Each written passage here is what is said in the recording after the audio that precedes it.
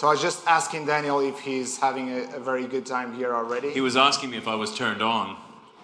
I said I'm a little turned on. That's how I like to start all my talks. This is his foreplay. We always begin with being a little bit turned on. Go straight to the point. That's my thing.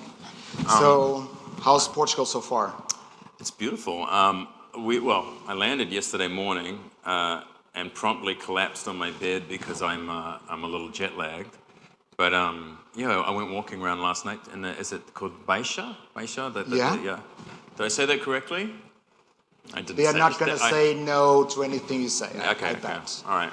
But no, and went wandering around the city, which was wonderful, and and I looked for some presents for my kids, and I've had a wonderful experience. It reminds me. I was saying to Tony, it's sort of a cross between Barcelona and San Francisco, because of the hills and the streets. Yeah, because I assume you live in LA for a while.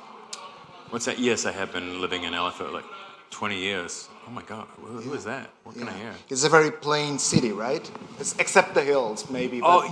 No. There's hills in the center of it. Like there's like a mountain range in the middle. Yeah, but you can get very tired around Lisbon.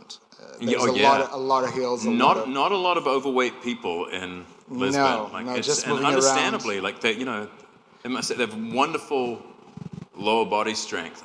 But I was kind of relieved to hear that they were tired yesterday because I was walking up some very steep hill, and I was relieved to hear that they were fucking tired as well. Yes. But they were like, oh, and I was like, God, thank God. We live here, but it's not. It's work to get up those hills.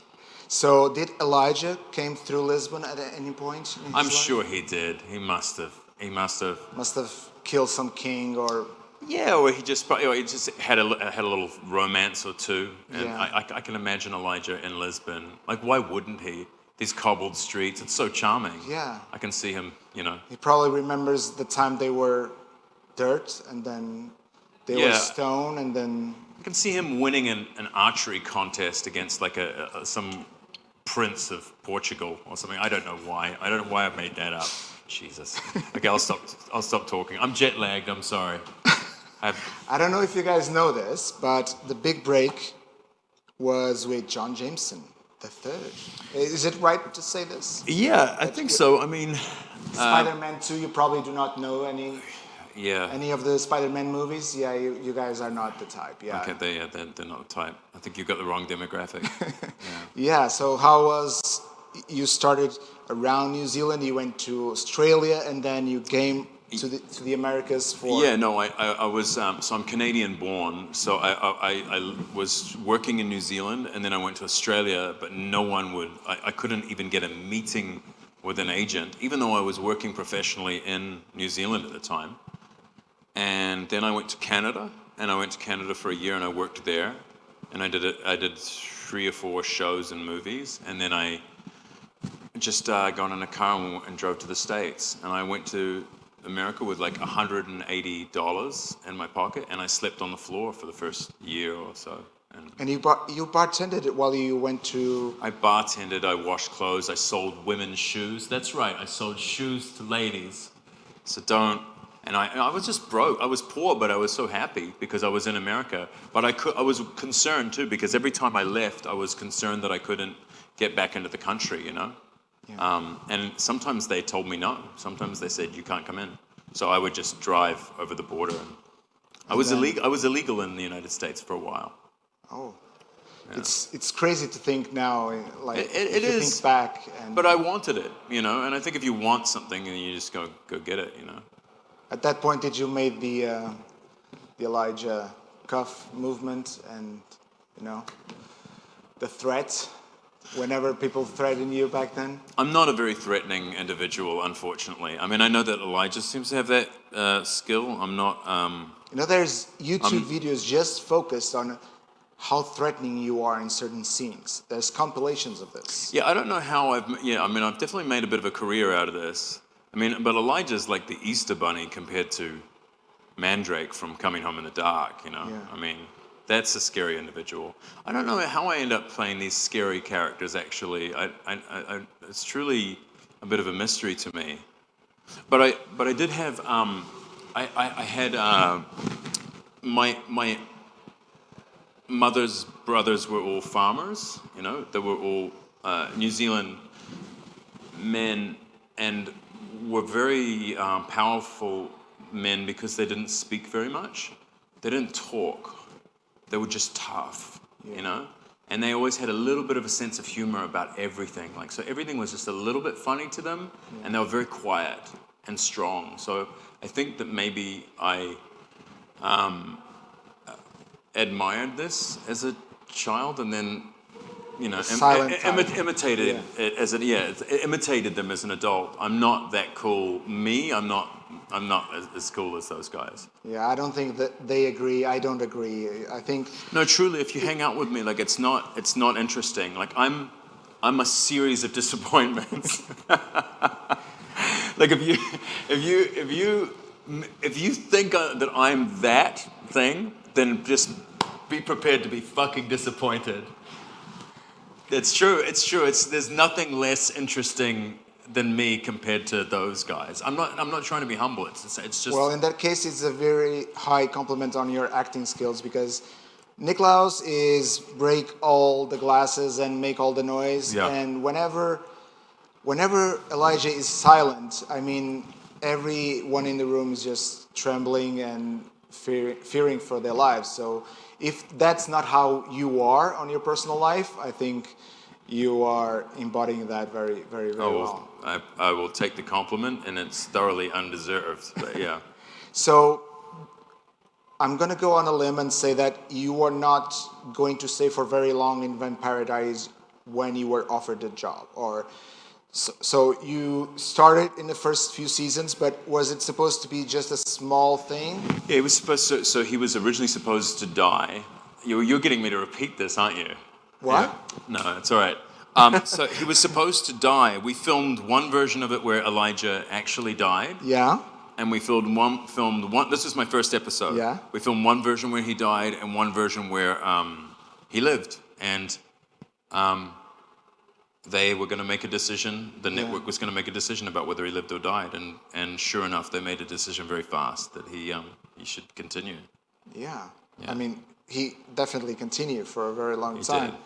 You guys sort of outstayed his welcome, actually. Some would say it was a little too long. No. But, well, the proof of that is originals came along. That's true. So, was it a tough decision for you to bring Elijah back after Vampire Diaries? Do I really want to do this for a little while, or was it an easy decision for you? It was a financial decision for me. My wife was pregnant, and she was pregnant, and when I went to do the originals, she was pregnant with our first child, I think.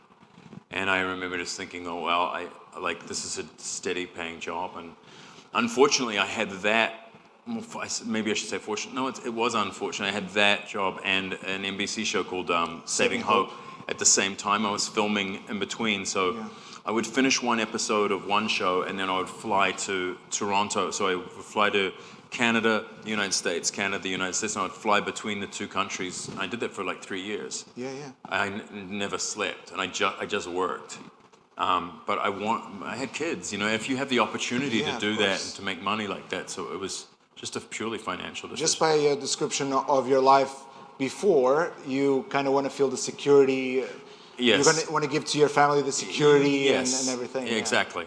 Yeah. You don't want to go through that again with a family on your with back. everybody sleeping on the floor. Yeah. Eating ramen noodles. No. All right. So, how happy were you with the ending? You know, I get asked this question a lot, and I'll be honest with you. I can't really remember the particulars of the ending. I've never seen it. Really? No, I haven't watched any of the shows since about the third season on.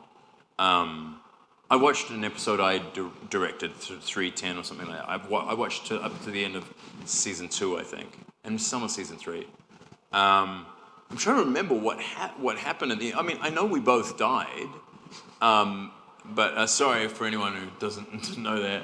I'm sure they did. I remember being a little bit confused. You break a little bit. You give half to your brother, half to yourself. See, I've forgotten that. You forgot that you turn into a million stars. And No, I remember that part. I don't remember the break. I'd forgotten about the break thing that we were sharing and that we stabbed each other, right? Yeah, and I remember that, and I've seen memes of that online and stuff, and or clips. I don't remember why he was doing it, but I suspect that I didn't even know at the time why he was doing it. But I think but it was the end of the show for me, so I didn't care. It was kind of like I just wanted, it signified for me being able to be with my family, and I'd given so much to that show. I gave everything to that fucking show. I mean everything, and it was just time to move on. Time to move on. Yeah. Well, I think your character thought the same way, so it was time to go to another life. Maybe, yeah. Maybe. And you already talked about your directing, so you did a little bit of directing and acting on something very personal to yourself as well. You made a movie. Broken Kingdom, yeah.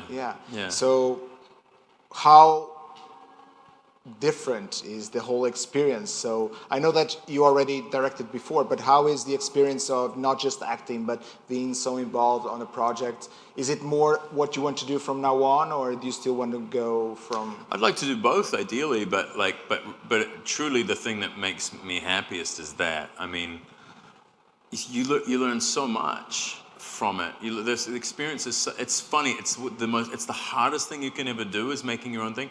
I mean, I had to teach myself to speak Spanish. I was filming in the most dangerous parts of Colombia, of Bogota. Up in the mountains. Outside of the city. I was in the poorest, most dangerous areas. It was insane. I kind of maybe wish I hadn't cast myself in it. I had to, I had to write this thing, produce you burden yourself, raise the money for it, edit it, the producer, everything. Everything was me, but I did come out the other side of that a much better, much more complete artist. Like I was already a better actor. Like I don't know why. I was a much better. Richer. Yeah, maybe that's what it is. It was that he was richer that I was. It was not just showing up, doing your job, and no, yeah, it was more involved. To me, it became like after that, after making my own thing, it became about like, okay, whenever you step to do anything, it has to be the best version of itself, Yeah, definitely. Well, thank you so much for your time. Thank you so much. Thank you guys so much. Obrigado. It's terrible fucking Portuguese, but thank you so much for having me here. I'm so grateful to be here. Thank you, and thanks for listening to my boring talk. Not boring at all. Thank you so much for your time. Thank you so much. Thank you, guys. Thank you, guys.